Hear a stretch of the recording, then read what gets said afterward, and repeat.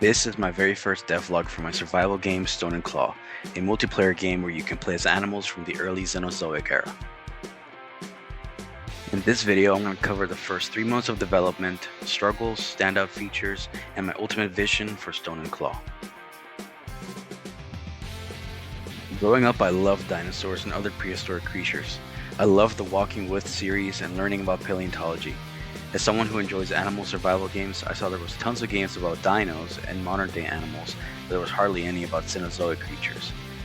Which spurred the idea that hey, I'm a half-decent software engineer that's only crashed a production environment once, I'm sure I got this.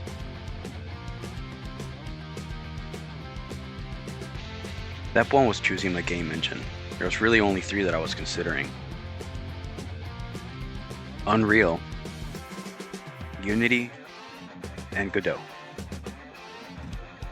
I knew the capabilities of Unity and Unreal, but was unsure about Godot's 3D capabilities. I was turned away by Unity's runtime fee, and as a generational C++ hater, I knew Unreal wouldn't be for me. I wasn't convinced about Godot until I saw this video by WatchTechP.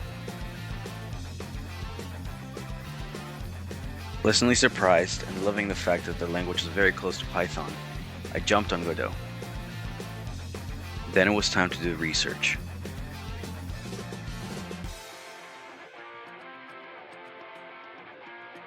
Now that my robot assistant had given me the perfect guide to creating a good game, it was time to borrow some of its ideas and create my handy dandy Confluence page with all my notes, ideas, and plans for an MVP.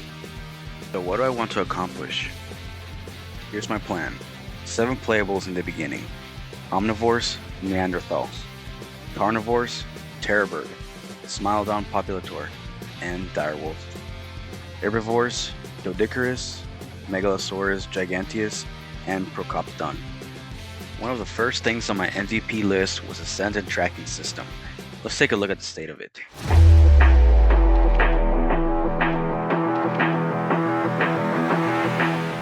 There are currently 5 icons that represent different things in the game world. Tracks represent AI, or a player in the world. This is an obvious one. Water is, well, water. Plant icons represent food for the herbivores. Carnivores won't be able to see these icons. Meat represents chunks that a player dropped to eat or to bait others. Think body parts. Finally, a carcass represents dead AI or players. The current system uses a scent detection radius around the player that checks for other scents that are inside its detection radius. Every player, AI, carcass, water, plant, and meat chunk has a stench radius of varying sizes. Once those radius overlap with the player detection radius, the icons are shown in the world. When a player sneaks, their stench radius is greatly decreased. Likewise, when there is rain, the player has been in water or waddled in mud, they will be harder to detect. To counteract players being able to easily pick up others in the world, there's a mechanic so that if you're X meters away from the target, the icon won't show, forcing you to use your hearing, your vision to find your targets, and allowing for sneaking to occur. I'm playing around with a mechanic that will have players drop track scents every X meters, so that a player has to find and track those first before revealing the player in the world, balancing with realism and not being too punishing to the player. Water, meat, plant, and carcass detection will remain the same for now.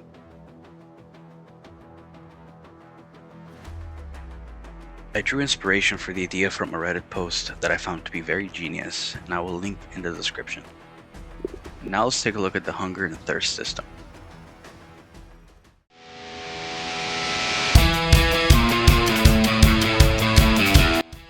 Look at how far we've come.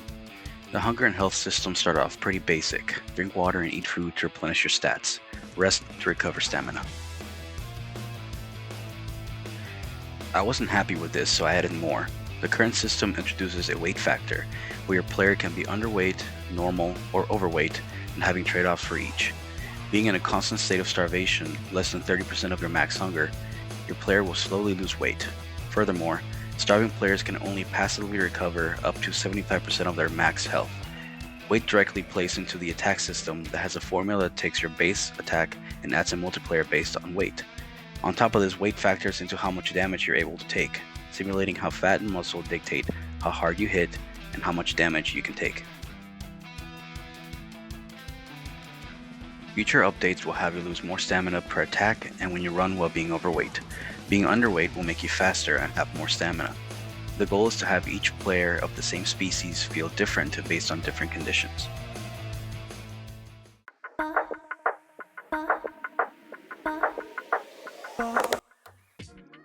My biggest struggles so far have been with animating and creating 3D models. I'm a programmer by nature, and between being a full-time software engineer and being a father and husband, there hasn't been a lot of time for me to refine my 3D modeling skills. My solution has been to focus strictly on the code, ensuring that I have good documentation and sticking to my roadmap and what I'm good at. I've commissioned 2 models out of pocket, those being my Neanderthal model and Terrabird model. When I have time set aside, I practice my animations and bring them into the game for testing. I have no clue how to retopologize or ensure weights are appropriate. And definitely I have no idea how to keep polygons and triangles at the optimized range for a game, which is why I find animating more fun and beginner friendly. After creating 8 animations, I see myself getting better after each one, and by the time I have the rest of my animations made, I know I'm going to be a pro at animating.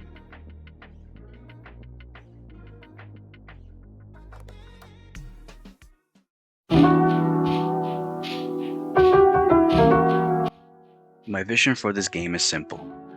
I want to capture the same feeling I had as a child that dreamt of being able to be a dinosaur. I want to capture the beauty of nature while still giving that greedy, brutal feeling that comes from a life in the wild. I have plans to recreate the world of South American Colombia during the Miocene with some artistic liberties. More specifically, the Pibas mega wetland of South America 15 million years ago. I also have plans for an adrenaline system that will come into play when your player is close to death with a slight boost to speed and damage, stimulating fight or flight. Secondly on my roadmap is a gathering and inventory system for the Neanderthal playable, allowing crafting of spears and gathering of materials. Thirdly, a passive growth system that will have you grow from juvenile to adolescent, young adult, and adult, along with unlockable traits for each stage of life. 1 for juvenile, 1 for adolescent, 2 for young adult, and 3 for adults. For example, tracking successfully as a juvenile X amount of times allows you to unlock olfactory bulb hypertrophy, boosting your scent detection range, or surviving while starving for a certain amount of time might unlock metabolic conservation, allowing you longer without food. If you passive grow, you will lose out on the trait for that life stage. This is a feature to make each life stage important and to perform the actions you want to unlock the traits for your build. Finally, groups, territory, and packing. I'm designing a system that will allow you to pack with other players, only a certain amount to keep things realistic and fair. For instance, a direwolf could pack with as many as 6 people versus a terrabird might just be 3. Herbivores in real life have giant herds, so on top of boosted packing numbers, there can be several groups in one giant herd. But with a giant herd comes issues. Close proximity introduces more illness, infections, and fleas, giving a herd debuffs for sake of protection. Mixed packing will be handled similarly, giving larger debuffs and visual effects like blurred vision. Last one, this time for real. This is still in the design stage. Players will be able to mark, or P, creating a grid on the map and claim it as theirs, having to reclaim after a certain amount of time passes when the sun fades or when it rains.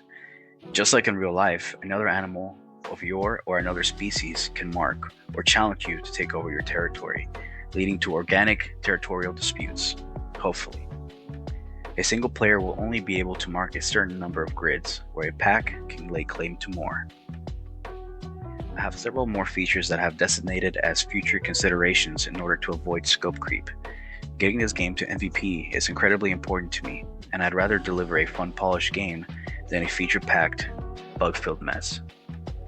That's all I have for now. Thank you all so much for watching, and please like and subscribe to keep up with the development of Stone and Claw. Until next time.